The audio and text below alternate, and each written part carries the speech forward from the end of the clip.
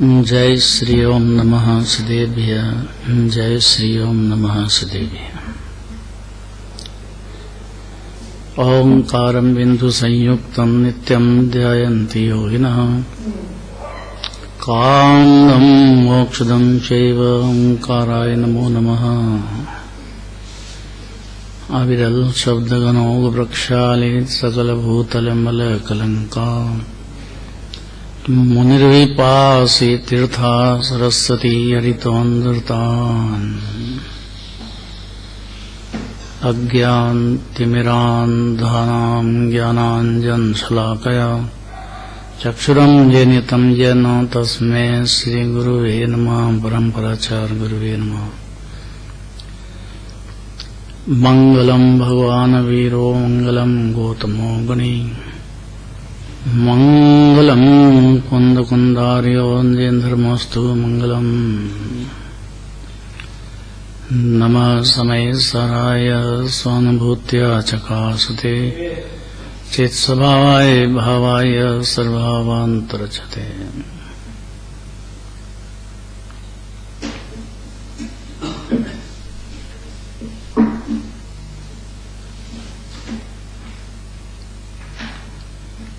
10 लक्षण पर्व चल रहे हैं। उत्तम तप का दिन है आज।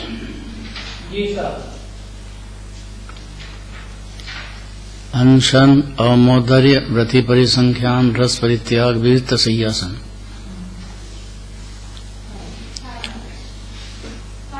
कायोत्सर्ग ये बहिरंग है। जीव करता धरता तो नहीं है, पर उसके भाव पर्याय में इस प्रकार के ज्ञानी होने पर, मुनिराज होने पर भी होते हैं। एकदम उड़ा नहीं देना चाहिए पर्याय की बात को।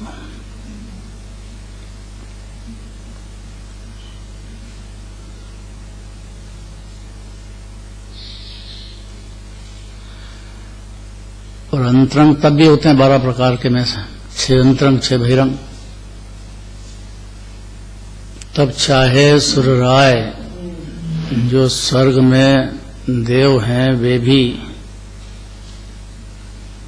संयम धर तो नहीं सकते हैं वो, लेकिन अंदर में भावना भाते हैं, क्योंकि कर्म शिखर को वज्र है। ये वज्र का जैसे प्रहार होता है, प्रहार ऐसा अंतरंग और बहिरंग तप। ज्ञानी चौथे गुण स्थान में तो भावना ही भाता है ज्यादा। अस्तित्व दिगंबर मुनिराज के होते हैं बहुत, सभी होते हैं।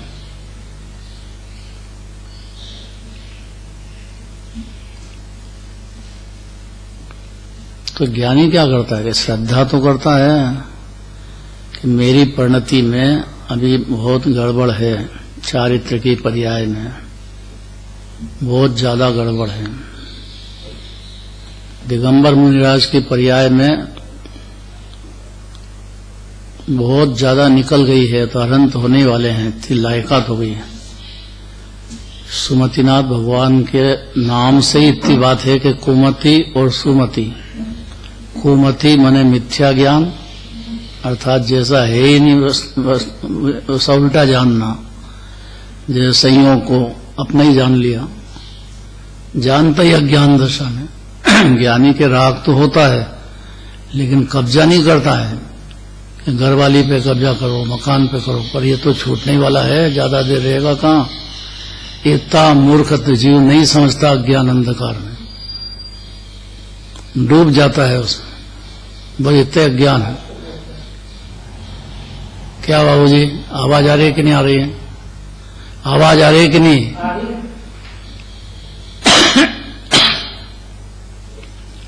तो सुमतिनाथ भगवान को याद करते हैं। उसमें 4 लाइन सुमतिनाथ भगवान की है।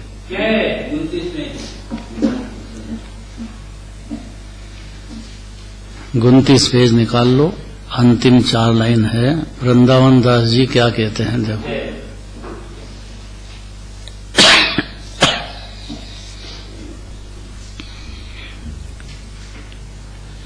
सुमति चरण जो जजे भव्य जन, मन से भी, वचन से भी, काय से भी। इसमें वचन और काय तो जीव के हाथ में ही नहीं है। ये तो पुद्गल की पर्याय है। जीव उसका करता धरता है नहीं, खाली उसकी जो परिणति है उसमें जो अंतर्मुख शांति और आनंद बढ़ता है तो साथ में व्यवहार भी चलता है। तो उसका मन वचन काय भी चौथे गुण स्थान से ही स्थिरता चालू कर देता है, सही होने लग जाती है। ये तो मन में क्या वचन में क्या बोले क्या, ऐसा नहीं होता है।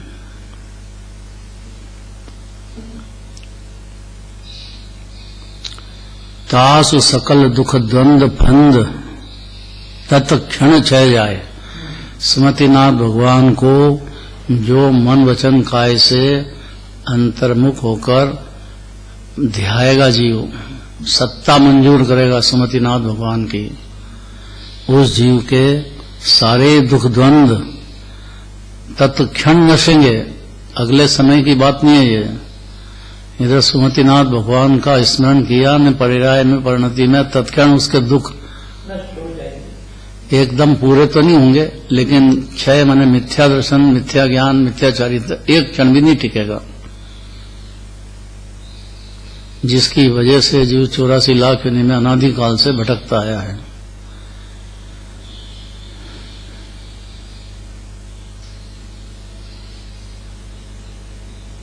पुत्र मित्र धन धान्य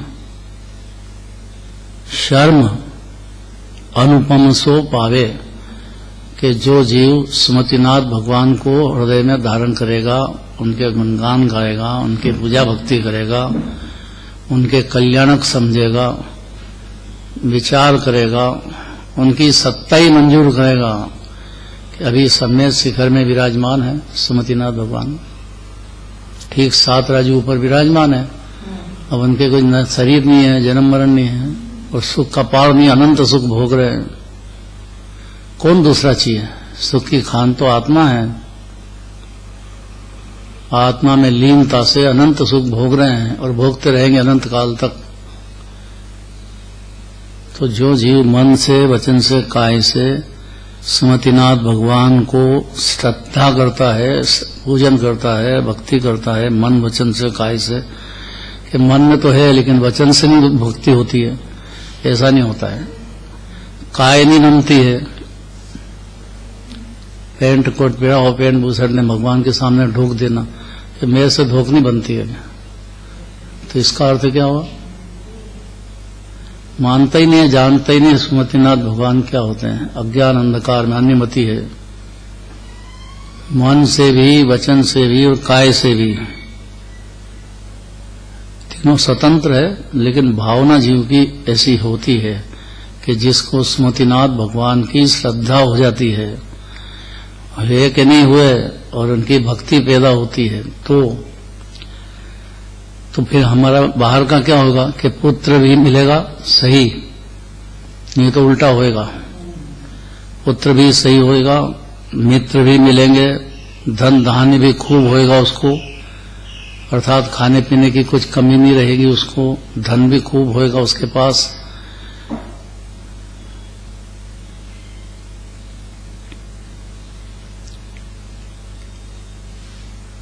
क्योंकि जिनेंद्र भगवान की भक्ति मात्र से जीव के ढेर पुण्य बनता है, तो उसका उदय आता है। सच्ची भक्ति ज्ञानी के होती है, अज्ञानी के नहीं होती है। इसलिए 63 सलाका के पुरुषों में जन्म होना, बाहर में जीव के बहुत समृद्धता होना, राजा होना, ये बहुत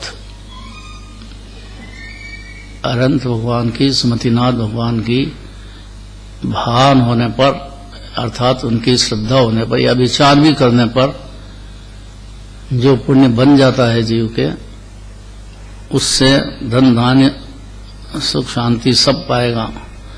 वृंदावन दास जी कहते हैं कि और तो छोड़ दो, निर्वाण लहे, मोक्ष चला जाएगा जीव। अर्थात मोक्ष मैंने ऊपर जाने की बात नहीं है, मोक्ष मैंने आप अपनी परिणति में शुद्धता बढ़ते बढ़ते पूर्ण शुद्धता हो जाएगी, उसका ही नाम मोक्ष है।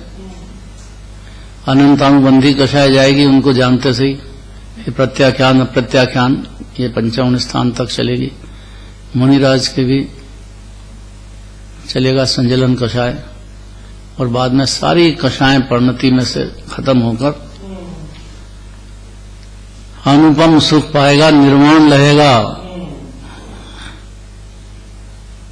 जो निश्चय से ध्याएगा, व्यवहार से भी ध्याना है और निश्चय से तो अपनी आत्मा उनके समान है, ऐसा समझ जाए तो ज्ञानी हो जाएगा जी। तो उसको निश्चय में व्यवहार दोनों होते हैं, और निश्चय में अपनी शुद्धात्मा में लीनता की मेहनत बारंबार बढ़ाते ही जाएगा जी, उसका नाम ज्ञानी है। क्योंकि सुख की खान तो आत्मा है। ये स्मृतिनाथ भगवान की बात हुई। अब वृंदावन दास जी ने कहा, पद्म प्रमलधारी देव क्या कहते हैं, पद्मनंदी मुनिराज क्या कहते हैं। पद्म प्रमलधारी देव तो टीकाकार नियम सारजी शास्त्र के हैं, बार बार नाम याद हो जाता है, क्योंकि नियम सार बहुत जोरदार चारित्र प्रधान धर्म है, वो चारित्र प्रधान शास्त्र है। वो भारी अमृत लुटाया है, भारी अमृत। पढ़ना चाहिए, थोड़ा जिनागम का अभ्यास करना चाहिए जीव को। सम्यक दर्शन के लिए समय सार है, सम्यक ज्ञान के लिए प्रवचन सार है, सम्यक चारित्र के लिए नियम सार है, और एक एक के अंदर निश्चय व्यवहार क्या होता है क्या नहीं होता, तीनों का वो अध्ययन करना चाहिए जीव को, और अंदर ज्ञान में जगह देना चाहिए। तो अब यहाँ क्या कहते हैं पद्मनंदी आचार्य, 735 तप में प्रभु के एक साथ, अब देखना कैसा ज्ञान होता है, कैसा ज्ञान की ताकत है। हर जीव में ज्ञान है, पर वो ज्ञान पर दर में वापरता है जीव विषय कषाय कुटुंब परिवार में।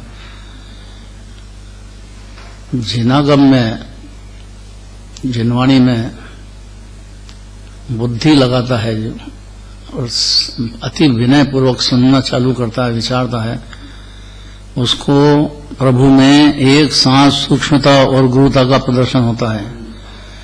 एक ज्ञान का पार नहीं है और गुरुता का पार नहीं है, दोनों एक साथ है। ज्ञान केवल ज्ञान होता है, भगवान के पूर्ण ज्ञान। समोषण में खाली 2 प्रश्न पूछे जाते हैं, मैं किस जन्म में से आया हूं, मेरा अगला जन्म कहाँ होगा, कब तक होगा, मेरा जन्म मरण का अभाव कब होगा, ये सब भगवान केवल ज्ञान में बता देते हैं। हर जीव को भावमंडली 7 भव दिखा देता है कि इस जन्म का, इसके पहले के 3 जन्म, इसके आगे के 3 जन्म कहाँ कहाँ होंगे। तो भगवान का अतिशय ऐसा है कि जो पीछे भावमंडल है उसमें दिख जाते हैं। केवल ज्ञान की सूक्ष्मता का तो पार ही नहीं है। देखो, पढ़ो।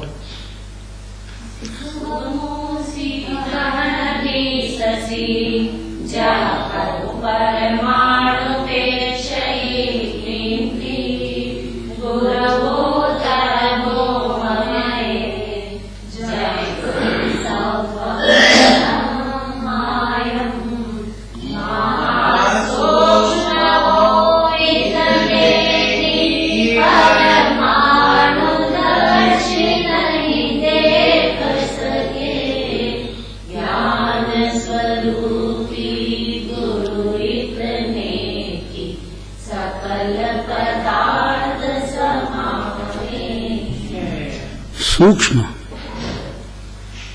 माने जो अतीन्द्रिय ज्ञान से ही गम्य होते हैं उसको सूक्ष्म कहते हैं। इंद्रिय ज्ञान का विषय रूपी पदार्थ है, अतीन्द्रिय ज्ञान सूक्ष्म होता है। अतीन्द्रिय माने जिसमें इंद्रियों की जरूरत ही नहीं है, स्वभाव है ना जीव का, ज्ञान स्वभाव है उसका। तो उसकी महिमा का पार ही नहीं है। तो पूर्ण ज्ञान की महिमा का कैसे पार हो? अनंत भगवान का केवल ज्ञान, बहुत अति विनय पूर्वक भगवान के भक्ति दर्शन करना चाहिए जीव को।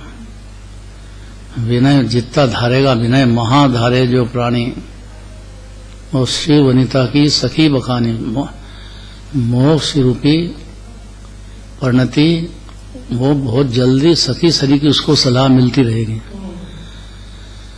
अनंत सुखी हो जाएगा जीव अपने स्वभाव से, आत्मा से। कोई जन्म मरण का काम नहीं है। तो हे प्रभु, परमाणु रूप पदार्थ को प्रत्यक्ष देखने वाले भी, ये देख लेते ना, एटम बम बनाते हैं, परमाणु बम बनाते हैं, तो एक परमाणु की ताकत उनको पता लग गई। 14 राजू उड़ जाता एक समय में। एक परमाणु स्वतंत्रता से, उसमें इतनी ताकत है। ये परमाणु बम कैसे बने? और कि उसके ज्ञान ने इतना पकड़ लिया कि एक परमाणु की ताकत ऐसी है कि एकदम ऊर्ध्वगमन भाग चला का जाता है कहां।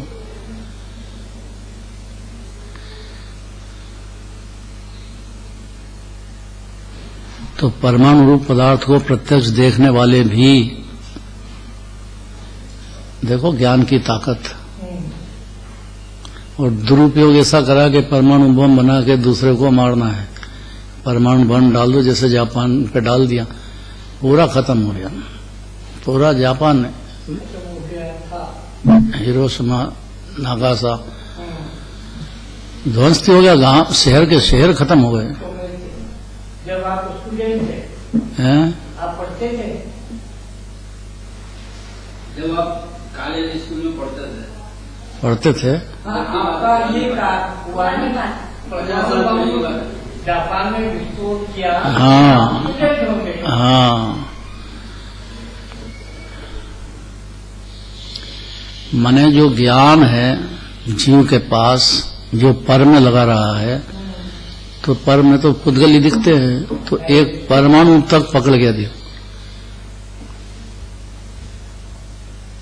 मोबाइल बना दिया। ये सब ज्ञान की कला है, ज्ञान की ताकत है। ये बने तो स्वतंत्र है, पर सोचा ज्ञान में है।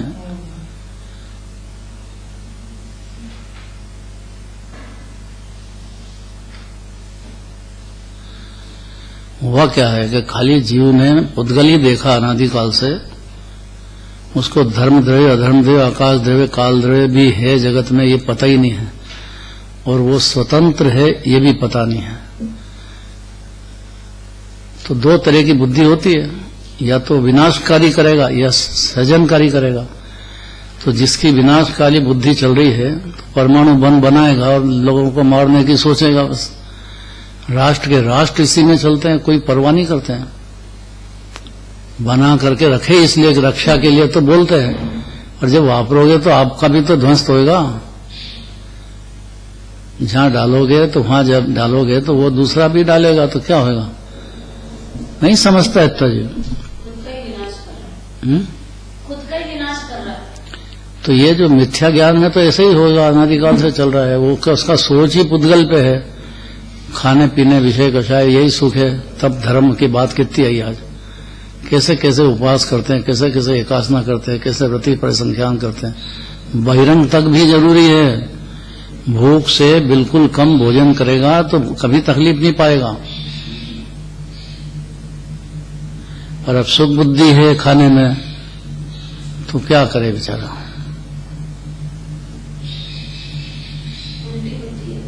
उल्टी बुद्धि है, सुख बुद्धि है। तो सुमतिनाथ भगवान को जानेगा तो कुमति नहीं रहेगी,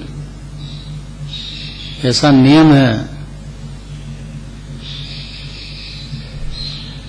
फिर भी जो जीव है तो ज्ञान स्वरूपी तो हर जीव है, उसके ज्ञान की ताकत अपरंपार है। तो उसने जो सोचा है, मोबाइल बनाना, बाहर के करना, कितने आइटम बनाना, कई भोजन बनाओ तो कितने तरह के आइटम बना ले, क्या क्या नहीं करे, सब जगह पुद्गल में वापरा उसने। तो जो सूक्ष्म ज्ञान पदार्थों को प्रत्यक्ष देखने वाला भी आपको देख नहीं सकते हैं कि आपका केवल ज्ञान क्या है, आपका अनंत सुख क्या है, आपका अनंत वीर्य क्या है, अनंत दान लाभ भोग उपभोग क्या नवलब्धि चल रही है, आपकी परिणति में कैसी चल रही है और द्रव्य आपका कैसा अनादि अनंत शुद्धता की पाठ रहा है, इतनी बात नहीं देख सकते। आपकी वाणी सुनेगा, अत्यंत विनय पूर्वक आपके दर्शन करेगा, भक्ति करेगा, तो कभी न कभी जीव का ज्ञान नेत्र खोलने वाला है। अन्यमति से नहीं, सिर्फ दिगंबर जैन धर्म की बात है ये, बाकी नहीं चलता कुछ भी। कल्पित नहीं होता जैन शासन में, जितना होता है वो सब सत्य बातें हैं। निश्चय की हो, व्यवहार की हो, छह द्रव्य की हो, सात तत्व की हो, मोक्ष की हो, मोक्ष मार्ग की हो, रत्नत्रय की, कल्पित नहीं है ये।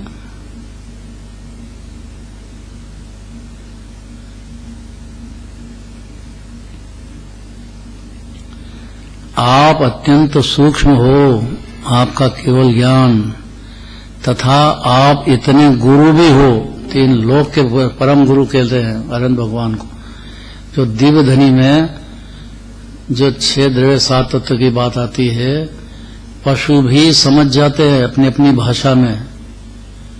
12 सभा में कौन नहीं बैठते, और टकटकी लगा के देखे करते हैं भगवान को और सुनते हैं बड़े प्रेम से। महावीर भगवान की तो वाणी नहीं खिरी 66 दिन तक, कोई योग्य श्रोता ही नहीं था जो झेल सके और इस बात को आगे तक पहुंचा सके जीव मात्र तक। गंधर्व देव के लायक जीव चाहिए ना, जो गंधर्व देव बन सके। अन्य मति से आए गौतम, और खाली भगवान की समोशन मानस्तंभ देखा, इतने मान गल गया सारा। ये मान ही शत्रु है सबसे बड़ा जीव का, मैं बहुत जानता हूं। यही बड़ा भारी मान है।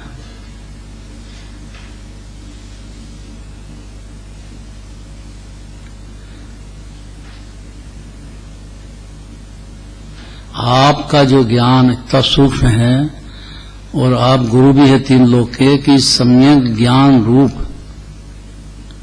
आप में यह समस्त पदार्थ समूह समाया हुआ है।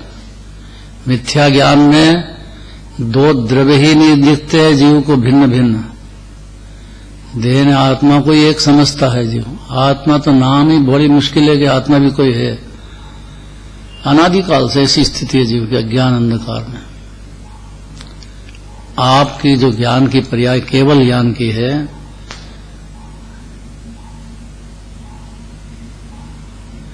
लोकालोक प्रकाशक, स्व पर के पूर्णता, 14 गुण स्थान, 14 मागना स्थान, 14 जीव स्थान, कौन बताता अरहंत भगवान के सिवा? तो वो इतने सूक्ष्म है, और गुरु भी आप हैं कि जिससे सम्यक ज्ञान चौथे गुण स्थान से हो जाता है जीव के। लेकिन पूर्णता, ज्ञान की पूर्णता तो केवल ज्ञान में होती है। ज्ञान का विकास चालू हो जाता है सम्यक ज्ञान का। मिथ्या ज्ञान में विकास नहीं होता, वो तो उल्टा चल रहा है। कुमति कुश्रुत को अवधि ज्ञान चलता है, वो उल्टा ही सोचता है, उल्टा ही उसकी विचारधारा ही उल्टी है। उल्टी माने वस्तु स्वरूप से बिल्कुल अलग, अर्थात एक से ही अज्ञान अंधकार चल रहा है। आपके सम्यक ज्ञान है, और सम्यक ज्ञान में पूर्ण ज्ञान हो गया, केवल ज्ञान।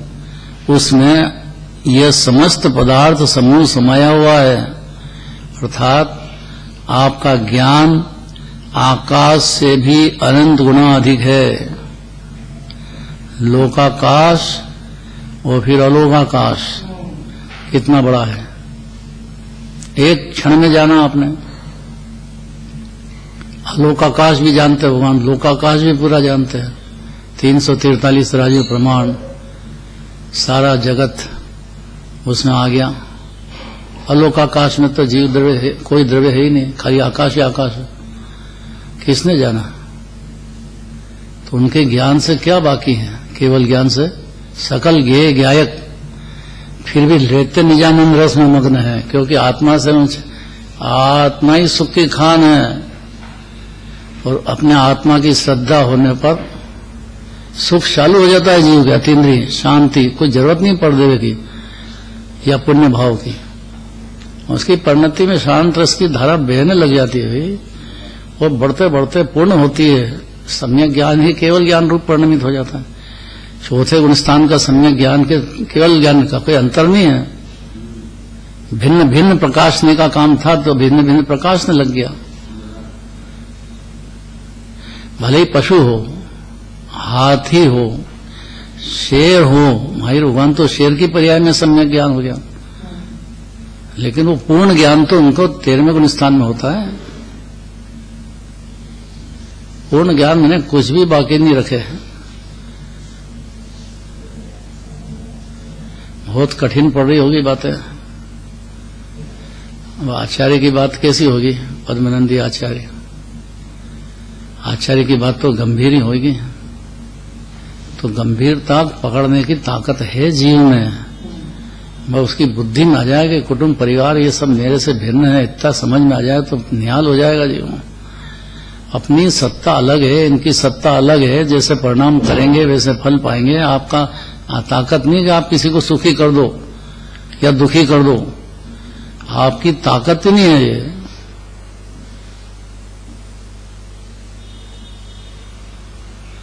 अब भाव कर्म कर रही है, अब उसका द्रव्य कर्म बन गया, उसका उदय आया, तो कौन बदल दे? भगवान भी नहीं बदल सकते हैं उसको आगे पीछे। अनंत भगवान की भी ताकत नहीं है कि किसी के जो उदय आ गया है उसमें आगे पीछे कर दे। ये तो उसको भगवान की भक्ति है और वो कर्म निर्जरा हो जाए, ये अलग बात है, उसके उपादान की बात है। लेकिन किसी जीव के उदय आ गया, उसको भगवान आयु मरते न बचावे कोई, क्या लाइन है?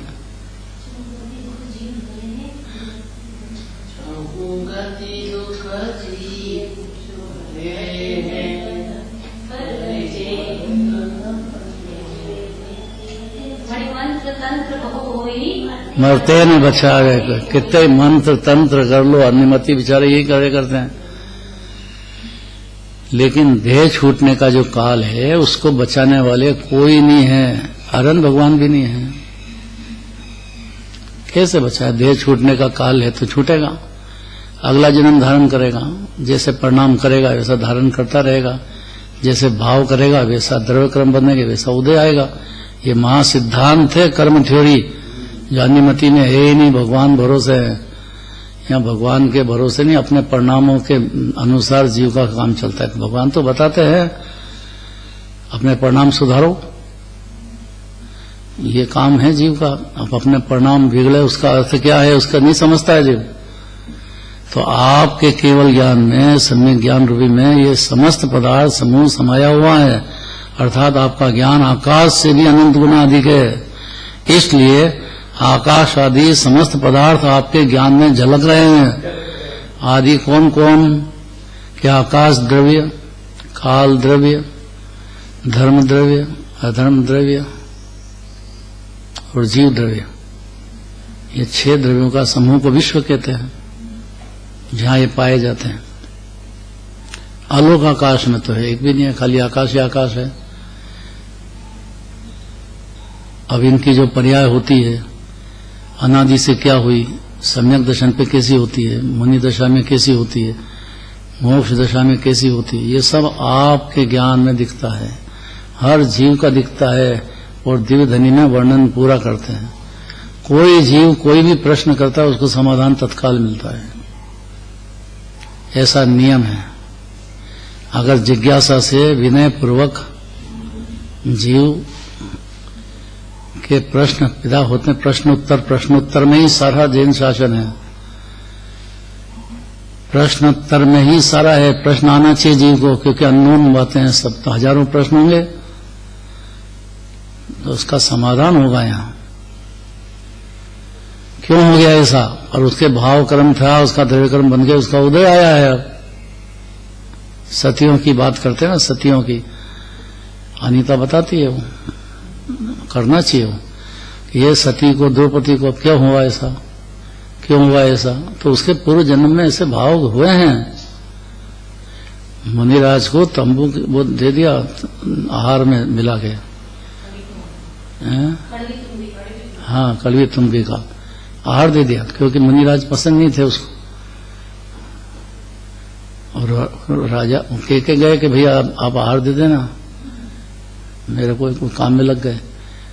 तो आए मुनिराज।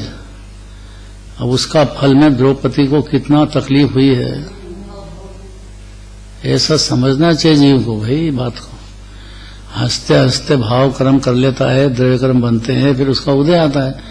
इतना समझ जाए तो अज्ञानी नहीं रहता है जीव, वो अपने परिणाम को कंट्रोल, उसका रास्ता चालू हो जाता है।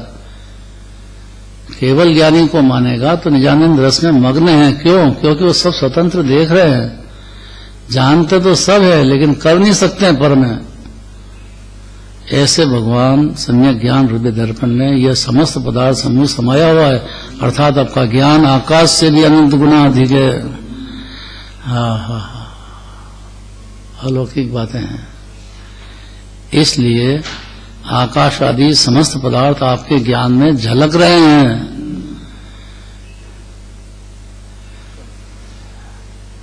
अगर इतना समझ जाए तो जीव के सम्यक ज्ञान की उत्पत्ति हो जाएगी, ज्ञान की महिमा आ जाएगी, राग की महिमा उतर जाएगी, पुद्गल की महिमा उतर जाएगी, ज्ञान की महिमा आ जाएगी।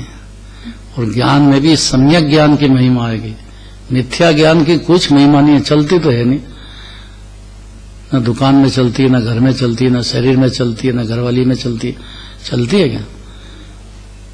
छोटा साहब चलती है थोड़ी बहुत, छोटा साहब की तो बहुत चलती है।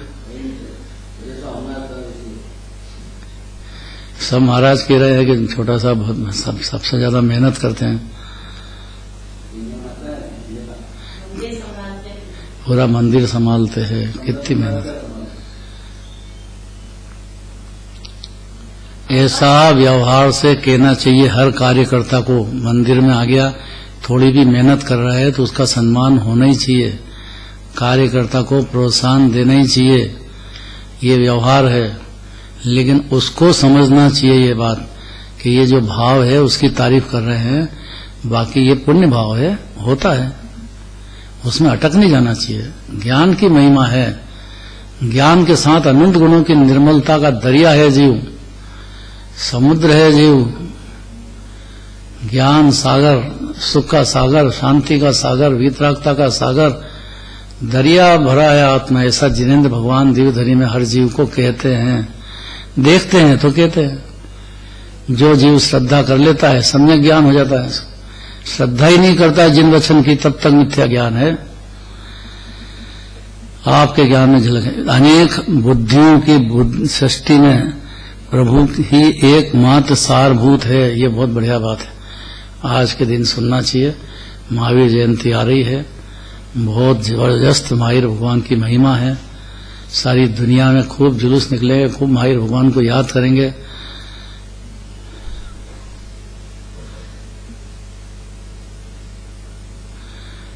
महावीरा क्या था वो?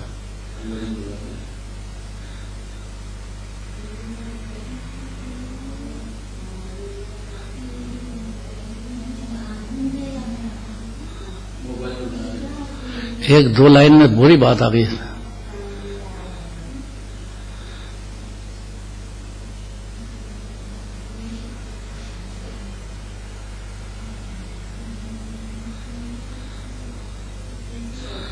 दुनिया वालों से मुझे क्या काम है, तेरा नाम बहुत है बस।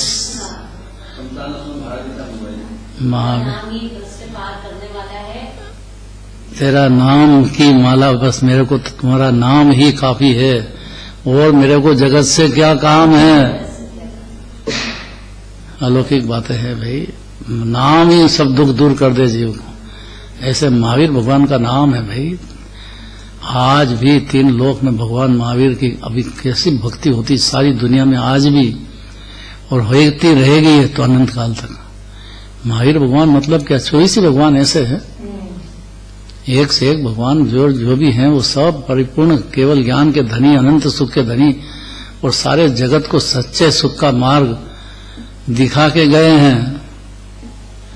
मूढ़ जीव है, मूर्ख, वो नहीं समझता है, समझने की मेहनत नहीं करता है और अपनी डेढ़ अकल लगाता है कि मैंने किया, मेरा है, डूब जाता है बेचारा। क्या करे, भटकता है 84 लाख योनि में। तो आपका ज्ञान आकाश से गीत हुआ, विवेक बुद्धियों की दृष्टि में प्रभु ही एकमात्र सारभूत है। पढ़ो।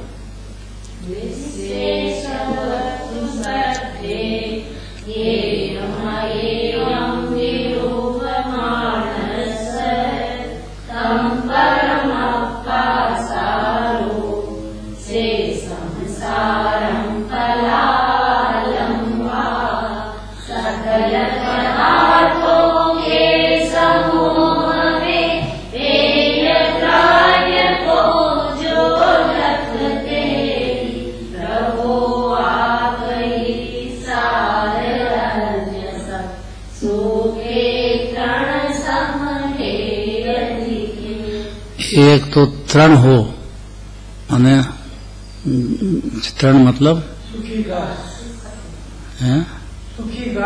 सूखी घास, सूखी घास, उसका एक तृण है और उसके शरीर का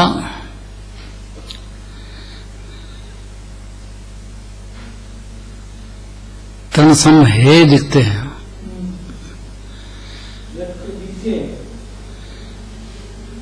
है इसलिए दिखते हैं कि वो उसमें कुछ सार ही नहीं है, उड़ जाएगा। ऐसा ये जीव उड़ता है 84 लाख योनि में, अज्ञान अंधकार में। जिनेन्द्र भगवान की वाणी मने ज्ञान नेत्र आंजते हैं जीव को। जैन वचन अंजन वटी आंजे सुगुरु प्रवीण मोहति मेर तो ना लखे बड़ो रोग लखलीन। बड़े में बड़ा रोग मिथ्यात्व है, उसमें जीव को दिखता नहीं है कि भिन्न भिन्न है, क्षणिक है। आत्मा शाश्वत है, हर जीव शाश्वत है, जीव है ये। परिणाम के अनुसार उदय आते रहते हैं, जाते रहते हैं, ये जीव को नहीं दिखता है। तो यहाँ कहते हैं कि हे प्रभु, जो मनुष्य समस्त वस्तुओं के समूह में है तथा उपाधि को देखने वाला है कि 6 द्रव्यों में है क्या है, उपाधि क्या है, कि भाई 5 द्रव्य में तो ज्ञान ही नहीं है और अलग ही है। एक जीव द्रव्य जरूर है जो कि ज्ञान और सुख ने शांति का भंडार है। ऐसा जीव को दिखने लग जाए तो अज्ञानी रहता नहीं है। सब जीव ऐसे हैं, सबे जीवा सिद्ध समाना, उसमें भरा है ज्ञान और सुख का खजाना। तो आपको इसलिए आप ही सार हैं और आपसे भिन्न समस्त पदार्थ सूखे तन के समान असार हैं। बहुत बढ़िया भावार्थ करते हैं हम। देखो, यद्यपि संसार में अनेक पदार्थ है, ऐसा नहीं है कि नहीं है, धर्म धर्म आकाश काल, परंतु है प्रभु जो मनुष्य, अब इसमें छांट दिया। देखो, जीव तो बहुत है, मनुष्य पर्याय भी बहुत है, लेकिन जो है तथा उपाधि का ज्ञाता है कि पुण्य पाप है, आत्मा उपाधि है, 6 द्रव्य गे है, बस इतनी बात है।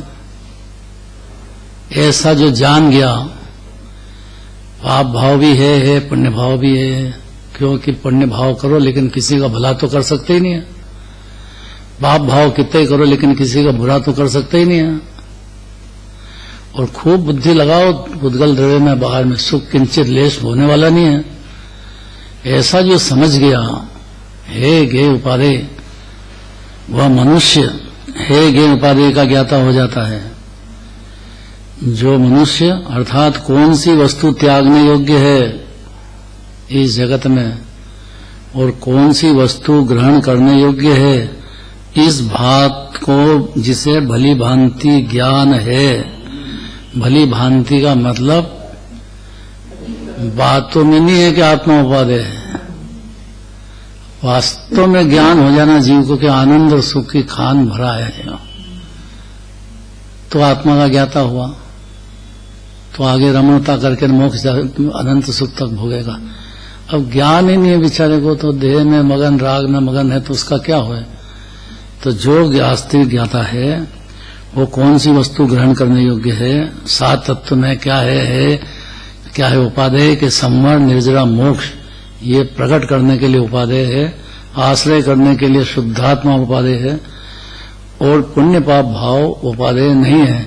एक व्यवहार से अशुभ से बचने के लिए शुभ भाव को कथनचित कहा तो है, सर्वथा नहीं समझ जाना चाहिए, क्योंकि जीव को नरक पशु गति में तो फिर मौका ही नहीं, बेचारा भटकता रहेगा घोर संसार में।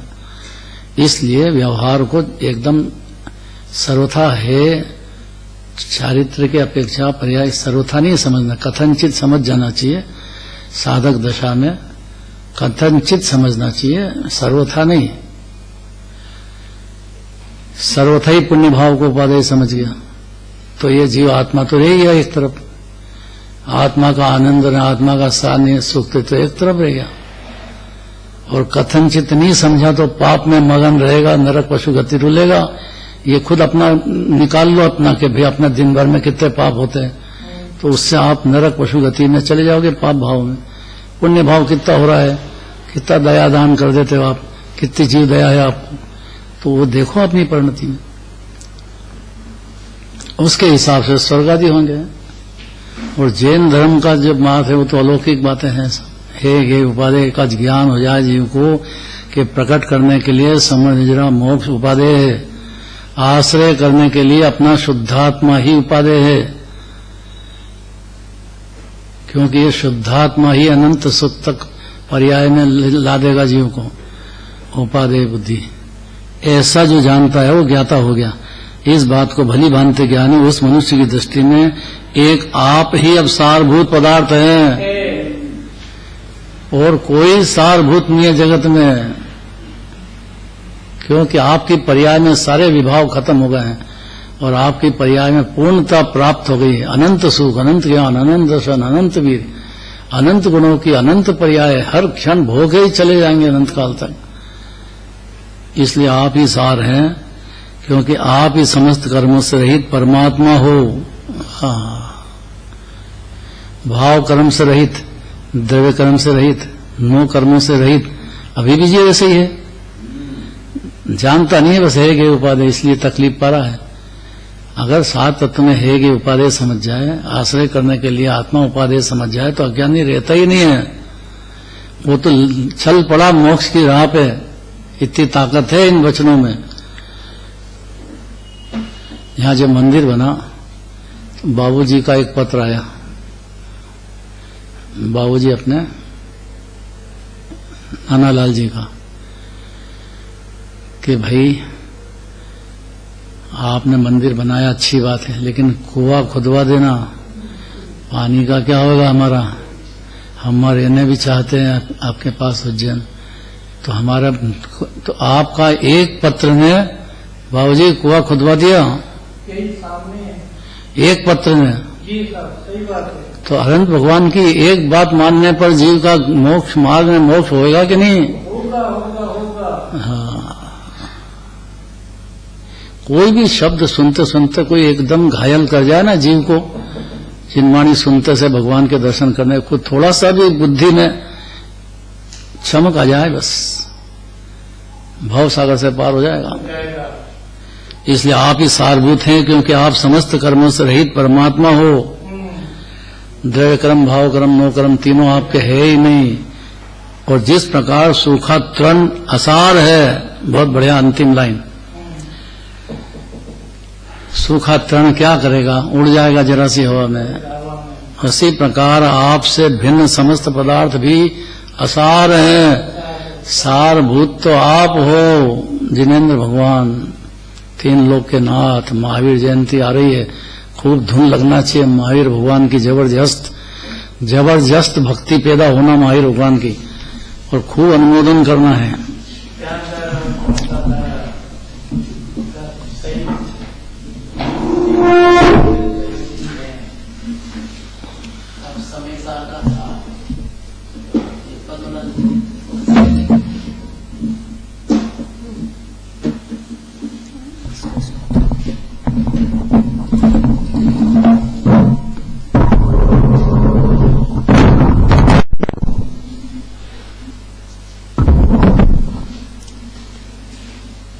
बहुत ही सुंदर, अलौकिक, अद्भुत, अद्वितीय चर्चा अभी हमने सुनी। हम स्वयं भगवान हैं और भगवान होने का अवसर आ गया है। पद्मनंदी पंचविंशति का श्लोक 735 और 736। आज उत्तम तप धर्म का अद्भुत दिवस है। जीव करता नहीं है, पर उसके तप के भाव होते हैं। ज्ञानियों को, मुनिराजों को भी होते हैं। तप चाहे सुर राय, कर्म शिखर को वज्र है। चौथे गुणस्थान वाला जो ज्ञानी है वो समझता है कि मेरी पर्याय में बहुत ज्यादा गड़बड़ है, और मुनिराजों की पर्याय में से गड़बड़ बहुत कुछ निकल गई है, और वो तप धर्म के धारी होते हैं। आज सुमतिनाथ भगवान का भी कल्याण का पवित्र दिवस है। तो सुमति हमारे अंदर प्रकट हो।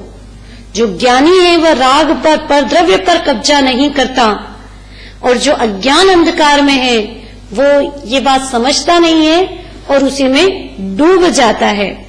यदि हम प्रभु को जानेंगे तो कुमति नहीं रह सकती है, सुमति प्रकट हो जाएगी। जो सुमतिनाथ भगवान की पूजन करता है, भक्ति करता है, श्रद्धा करता है, और मन वचन काय से जो अंतर्मुख होकर के ध्याता है, उनकी सत्ता को स्वीकार करता है, तो तत्क्षण ही उसके सारे दुख, द्वंद, फंद नष्ट हो जाते हैं। मिथ्या दर्शन, मिथ्या ज्ञान और मिथ्या चारित्र टिकता ही नहीं है।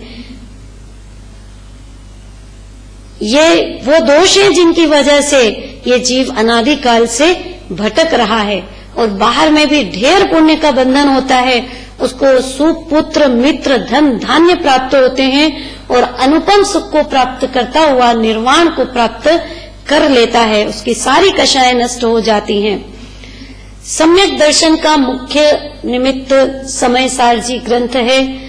सम्यक ज्ञान के लिए प्रवचन सारजी ग्रंथ है, और सम्यक चारित्र के लिए नियम सारजी ग्रंथ है। निश्चय और व्यवहार दोनों समझाए गए हैं।